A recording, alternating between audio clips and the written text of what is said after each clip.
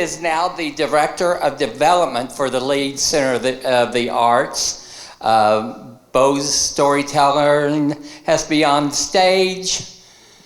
Today he is going to be sharing his tales of finding the Pancake Queen. Is that, did you write that? I did. Okay. She came here up at the Bluegrass Heritage Museum a few years ago. So, you want this or? I'm good. Okay. Bo List.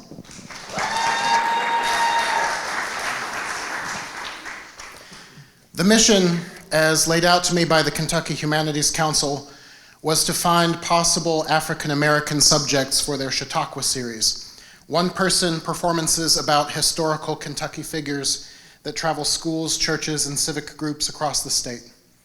I had already written a few of them for Mary Todd Lincoln and Daniel Boone, and by the council's own admission, they did not have an adequate representation of important Black Kentuckians in their program, and I was asked to help figure out how to fill some gaps.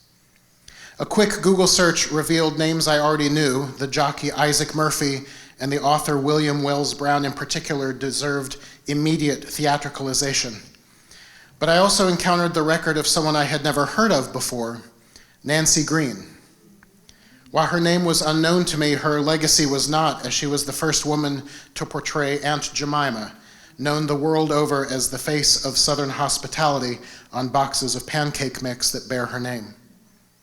But that legacy isn't as simple as the directions on the side of one of those boxes. Aunt Jemima originated as a minstrel character, played by a white man in a fat suit and in blackface, demonstrating untrue and harmful stereotypes of laziness, slovenliness, and stupidity. But the woman who first portrayed her, Nancy Green, was tremendous.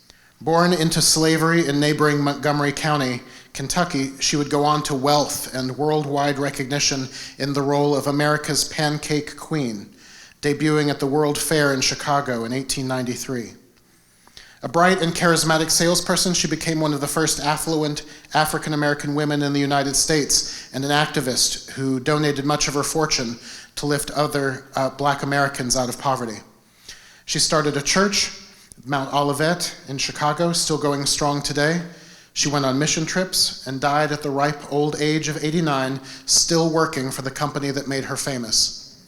Rather, the company that she made famous. I set forth with two wonderful collaborators, performer Deborah Falk, aka comedian Dee Dee Rainbow, and historian Dr. Alistine Turley. Together, we crafted a piece that travels the state to this day, telling Mrs. Green's story and revealing a side to Kentucky that many audiences, young and old alike, have never seen. My research led to a recent and troubling news item about Mrs. Green's final resting place.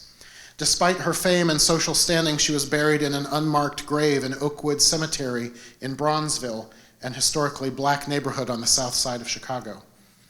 Such graves in Oakwoods aren't entirely unmarked. There is a small wallet-sized stone over each one with just a number on it. But her area of the cemetery was so unkempt over the last 90 years that her section had overgrown and hidden the marker. Oakwoods knew which section she was in, but not specifically where. She had been, in a word, misplaced. The Bronzeville Historical Society had been trying for some time to raise money and install a gravestone for her, but Oakwoods had insisted that nothing could be placed there without the permission of the living next of kin.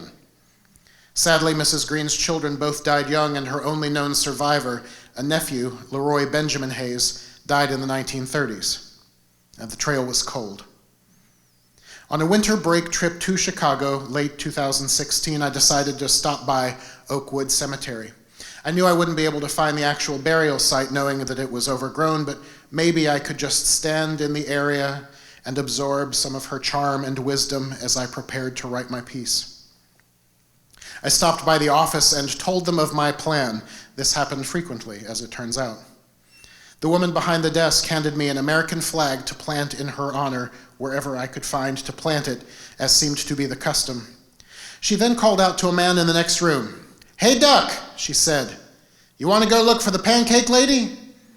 An ancient and overalled groundskeeper stepped out of a nearby office and said, "Whoopee," Are we going to go visit Aunt Jemima? Yes, we were. Mrs. Green's section of the cemetery was not attractive. A sewer grate was nearby, as well as a crumbling wall with unsightly elevated railroad tracks peeking over. Mrs. Green's grave, number 291, was in an area about an acre large, with nothing but grass, moss, and leaves. Years of neglect had covered maybe 100 resting places. Mind if I look around, I asked Duck, just to see what I can find? Sure, he said. He had a shovel slung over his shoulder, and I suspect that he always did. I'll help you, he said, but in all my years, I ain't found her yet. For about 10 minutes, we just poked here and there, he with his shovel, and me with the stick part of my small flag. Occasionally, I would hit a rock and think that it was something interesting, but it was just rocks. Until, one time, it wasn't just a rock. I found something, I hollered. I think this is it. And the helpful groundskeeper waddled over and shoveled a bit and revealed a marker that wasn't hers. 272, I think. I despaired. My hopes were so high. Wait a minute, my helper said. And he pulled out an old map. If that number is here, then 291 must be over that way somewhere. And he points in the direction of a nearby tree. We were re-energized. He shoveled small bits of earth while I poked here and there, each of us finding new graves every few minutes for about half an hour, until finally I hit something hard, brushed away dirt and grass, and revealed the number we were looking for, 291. It was her, Nancy Green, lost for decades, and she was found with the American flag. My new friend and I both had tears in our eyes as we marveled at the resting place of this great lady, revealed again after the better part of a century. As we walked away back to the office to report our find, I asked, "Why do they call you Duck anyway?" He replied, "Because my name be Donald, and I'm always ducking trouble." Back in Lexington, I was determined to locate Mrs. Green's family if there were any left. I spent weeks poring over genealogy sites, trying to find a link between Mrs. Green's nephew, Leroy Benjamin Hayes, and anyone still living. After several days, I was able to find out that Hayes had a son, Donald Eugene, who had served in the military and was buried in a national cemetery for veterans in Memphis. I called them, seeking any information about surviving family, but was told that they couldn't tell me anything unless I myself was next of kin. They told me to look at the obituaries of the local newspaper, the Commercial Appeal. The Appeal's online records went back to 1990, and Donald died in 1989. Days passed, and lead after lead went nowhere. And even though I had been unsuccessful before, I decided to try the cemetery again, hoping for a different result. A woman answered, and I asked for the same information, and I was given the same answer. "Sir, we're very sorry," she said. "But unless you're next of kin, I'm not allowed to give you any information about Mr. Hayes." I kind of lost it a little. "But you don't understand," I said. "That's the whole problem. We can't find next of kin for him. See, his great aunt, was the original Aunt Jemima, and she's buried in an unmarked grave in Chicago, and unless we find a living relative willing to approve a headstone, she's going to stay forgotten in an overgrown patch of dirt next to a sewer. I would like to think that if this were your grandmother, you'd want better for her. Please help." There was a long pause. She repeated to me, "Sir, I'm sorry, but unless you're next of kin, I'm not allowed to give you any information." "Yes, ma'am," I said, defeated. She continued, "So when I tell you that Donald Eugene Hayes was survived by his widow, Geraldine Hayes, I wasn't allowed to tell you that." "Do you understand me?" she asked. "Yes, ma'am," I replied. "I certainly do." I found an old phone number for Geraldine. Donald was older when he passed away in '89, so I assumed that his widow would have passed away as well. But maybe someone at that number might know something, maybe a child or another relative. I dialed. It rang 6 times. Then just as I was about to hang up, an old, soft voice answered. "Hello?" Hi, I'm looking for Mrs. Geraldine Hayes. This is Geraldine Hayes, she said. Mrs. Hayes, could it be that you're related to Donald Eugene Hayes, who was the son of Leroy Benjamin Hayes? Yes, she replied. Donald was my husband. What's this about?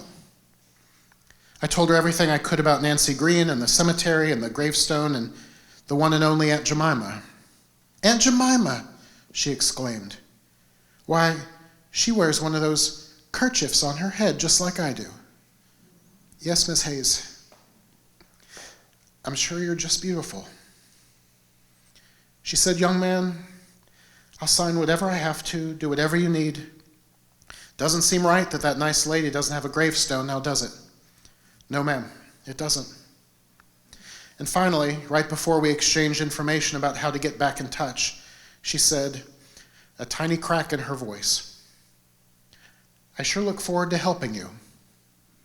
I loved my husband, and he died a long time ago. Something like this come along, and it maybe feels like he's not all the way gone, you know? Yes, ma'am, I know. And thank you.